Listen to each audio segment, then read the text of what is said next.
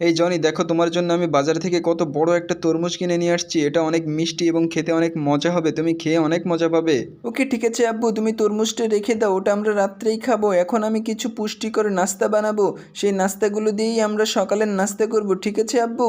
তো বন্ধুরা, তোমরা আমার জন্য দোয়া করবে যেন আমি নাস্তাগুলো খুব সুন্দরভাবে এবং খুব পুষ্টিকরভাবে বানাতে পারি, যেন এগুলো খেতে অনেক সুস্বাদু হয়।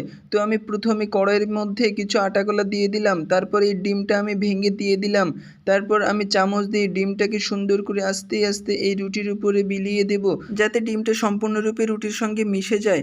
এরপর আমি রুটির সাইডে সাইডে কিছু চিপস দিয়ে দেবো ছোট ছোট, তাহলে দেখতে অনেক সুন্দর হবে।